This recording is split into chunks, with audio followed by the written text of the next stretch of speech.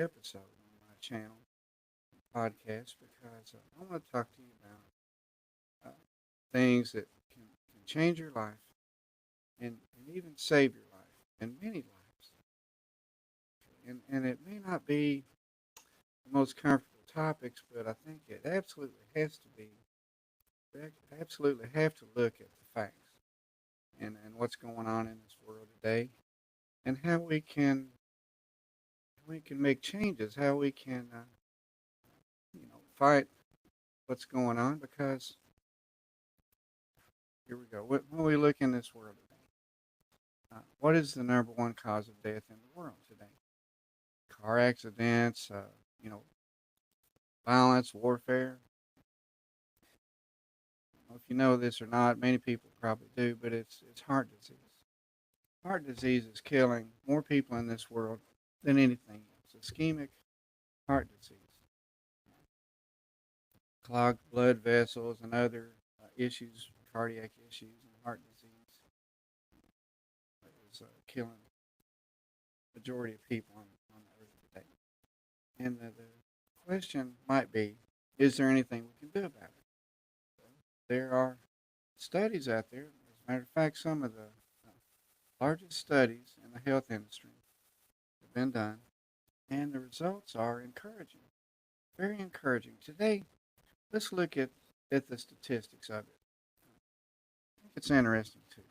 Let's look at it. Let's talk about it.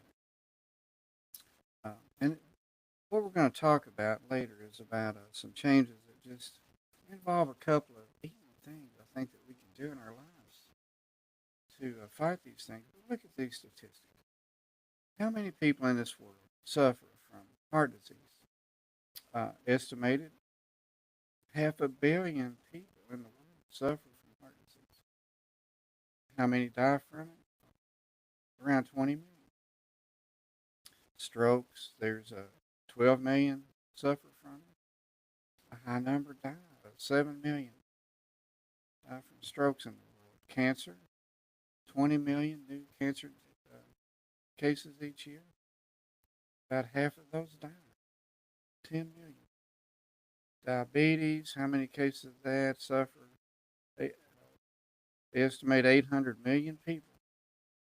800 million people, almost a billion people in this world suffer from diabetes. Hypertension, 1.4 billion people. We're talking about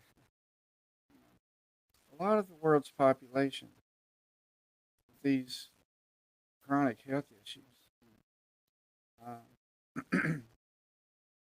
And on. There's more. We could talk about obesity. Different aspects of our health that are cause a lot of difficulties. And so here's what we're looking at. Let's look at two things: improving our diet and moderate exercise, moderate physical activity. What can these two simple things do for us? Changing our diet up a little, making it cleaner, making it healthier. What can that do for this world's population? What can it do for us? What about if we could begin to get a little more physical activity in our day? Just a little. What do statistics show that could do for people, for us, and for people in this world? Well, the statistics are incredible. The statistics are incredible. That's why I started this channel, because I started to see these things. And I used these things in my own life and made changes in my life. And I overcame several chronic illnesses. Excuse me. And I feel probably healthier now than I did 20 years ago. And I just want to help other people to maybe extend their lives and make their lives more pleasant, make their lives better, make their lives better, happier lives, stronger people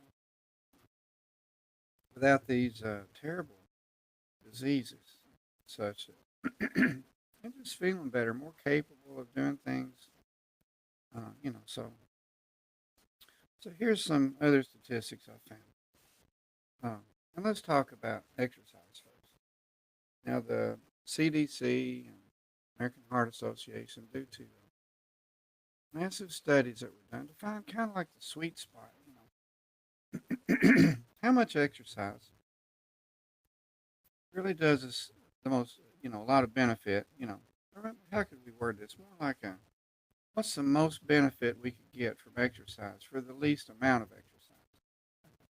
You know, and it's very important to look at that. And it turns out that just 150 minutes of moderate physical activity per week can reduce all-cause mortality, all cause, all causes of health-related deaths by up to 31%, up to 31% for 20 minutes per day, maybe 30 minutes 5 days a week of moderate physical activity. And we talk about that a lot on this channel because I have a very easy, maybe the easiest exercise routine I've ever seen while being very effective. It's very effective. It takes about 10 minutes.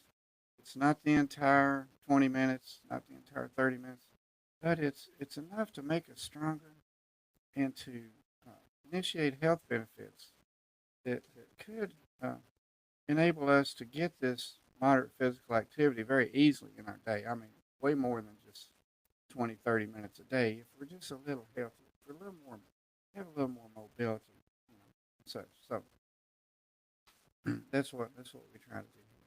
Just to try to get people exercising a little in an easy, uh, actually a fun way. so so when we look at what 31%, let's look at that. Say that the maximum that what they're saying up to 31. Say 31% of heart disease deaths uh, could be reversed. How many people are we talking? Worldwide, 6 million people. 6 million people.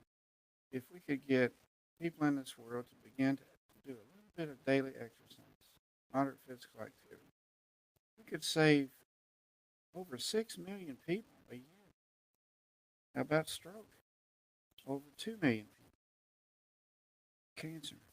Over 3 million people. And what if we incorporated that with a cleaner diet? Well, let's get into that just briefly. That may not be the entire cause of heart disease, but a major cause of heart disease in this world, due to scientific facts, is something called LDL cholesterol, low density lipoprotein. I'm not a doctor, I'm a personal trainer and a certified nutritionist, but these are facts that are available to everybody. It's available to the public. That whole food, plant based diets could reduce up to 675,000 deaths uh, in this world.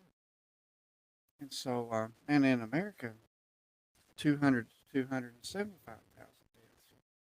And that may be a low estimate because, but what they found was that in countries, and this is heart disease. What studies found, things like the China study, one of the largest health-related studies ever. What were they trying to find out? Why people in some areas of the country uh, had cancer, and why people in other areas of the country didn't, in just certain areas. Why is this? And then they found out that worldwide it's the same thing.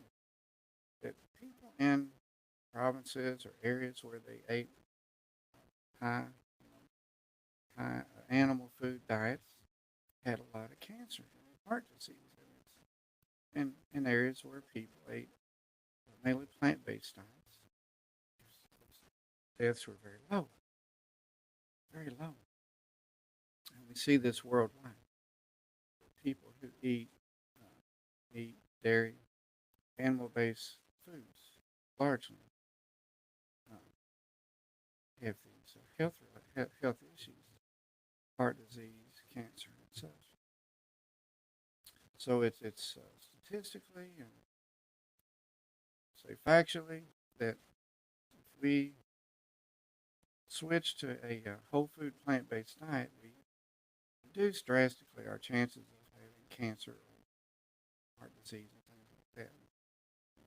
And if we incorporate that with moderate exercise, wow, we're looking at. I didn't do the math on that, but just for now in America, 200 to 275,000 deaths could be prevented with a whole food plant based diet. You look at worldwide, 20 million lives could be saved with a with a moderate physical activity exercise program. This bottom line is we're just looking at a whole lot of people, a whole lot of deaths, a whole lot of suffering, prolonging our lives, prolonging our lives. So today, mainly I just want to present these statistics to you and tell you, I've got an easy exercise program. This is how easy it is, and it's going to sound early, but it's just to get people started, to get people exercising. And I tell you that really, if you just did this for the rest of your life, you'd make a huge change in your life. Here's the program. It's just 1 minute of warm up. It's just a minute of easy warm up, not a hard warm up. Put your exercise bike on real low. Put your treadmill on low. Walk in place for a minute. It's just just get moving for a minute. Do what you can. If you can't stand up, move your legs around. Just move around for a minute. Get warmed up. That's 1 minute. Then we do one repetition for full body part exercise routine. Very easy, but really good repetition. Takes a little effort, but one really good repetition per body part, full body exercise routine, and then a nice stretch routine, uh, top to bottom. Stretch out our body, helps flexibility, balance. It makes you feel so much. It's just a 10-minute little workout. 1 minute warm up, one repetition per body part, full body exercises. It's practically fun to do, and a little stretching routine. It just feels so good, people. Hope you can join me. It's so easy to do, and if we make it easy, then we can do it each day. If it's difficult, no pain, no gain. Crack that whip. The statistics show most people aren't going to do it. How many seniors in America do they say? Or maybe it's the world. I'm sorry, but it's less than 15% seniors over 65 years old exercise. That's way closer to zero than 100%. How could we get it closer to 100? Because he's demanding, telling seniors that they should do a demanding exercise routine. It's not working. When you're dealing with a high percentage of seniors, 85 to 90% of seniors 65 plus are dealing with one chronic illness, and that's not an easy thing to deal with. And then a high percentage of seniors, I think it's in the 80%, are dealing with more than one, maybe two or more chronic illnesses. So it shows that, as you get older, you may deal with some illnesses, things like that. There's things we can reverse. We can reverse pre-diabetes. We can reverse heart disease. Many cancers are being reversed. High blood pressure can be reversed. A lot of these things we can reverse. Think about that. So let's talk about strength for just a minute to close this out. What is strength? A lot of people think strength is big muscles and being able to lift heavy weights. But in a health related sense, strength is showing up, Strength is the ability to do things that may not seem that easy for us or maybe that appealing, but we do it for our health. You know. And we find out that it feels much better to be healthy all day long and to live a longer life than it does to indulge in some of these things that maybe only young people can indulge in to help still remain healthy. The fact is that as we get older, we just can't do it like children. And a lot of times it's really not.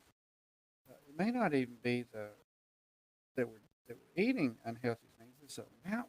You know, think about this: that when you're indulging in something that you really enjoy, it's like the first few bites that are really good, isn't it? And then as you go on, it's not as much as those first few delicious bites. But as you keep going, it gets to where it's almost difficult to finish it, and we finish it because we paid for it. We're going to finish it, right? We bought it. Um, but we almost have to make ourselves eat it. It's just, so the point is that most of the appealing part of it is just the first few bites. So what if we just stop there? What if we just ate a few bites of things we really enjoy? You know, plant-based foods that contain HDL cholesterol actually help cleanse our bodies and detoxify our bodies. So my thinking is that if we kept a balance, that if, sometimes I think the extreme whole food plant-based diet may be a little difficult. They may worry about getting enough protein, which is actually amino acids, and plant-based foods have the amino acids. I think they're missing maybe a couple of essential aminos. No, that's not true.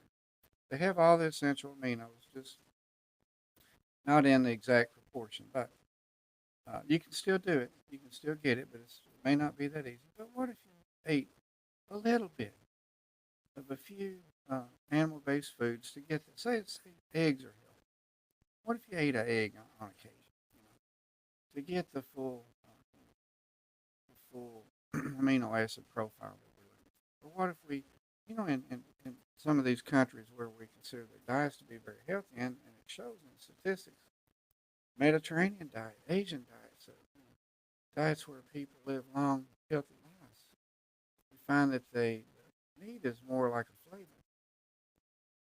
And, it's looked at in a perspective that I think makes it very healthy. Their diets are primarily vegetables and grains, plant-based foods. And then a little meat can be in there just for flavoring or this and that. And, they end up extremely healthy. So think about that. Let's think about maybe, a balance in our diets. And when you look at glycemic index, which could cause inflammation in our bodies, high blood sugar. When we look at that, and we're looking at glycemic index, and we look at some of the foods we like, let's talk about that for a minute. That may have a high glycemic index. Well, it's actually the glycemic load that we can look at. See, it's where it's the meal we eat. And here's the thing, if we have a few foods in there that are a little highish in glycemic index, but it's balanced out with foods that are low glycemic index, what happens? Our glycemic load is moderate. See, and for a lot of people, that makes a big difference because that changes the whole thing. Because we can eat a very appealing meal, maybe what we normally eat, if we're just careful about not going overboard and watching out for foods that can have an extremely high glycemic index and spike our blood sugar and cause us to be diabetic. See, so there's ways to manage this. It takes a little thought. You may have to look into what foods have a high glycemic index, and then what foods are low, and how can I balance out a meal?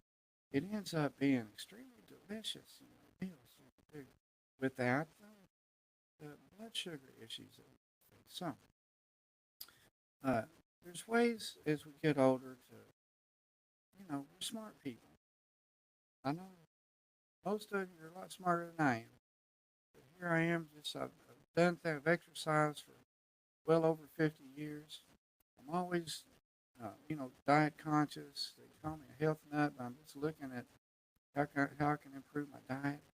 I love green smoothies. I love to make green smoothies. That's kind of my basis.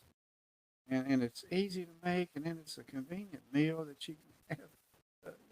They say, I learned this in my nutrition course, that most people, let's say one glass of a green smoothie contains more vegetables and fruits and fiber than most people get in an entire week in one glass of a green smoothie. And this is just a glass of superfood.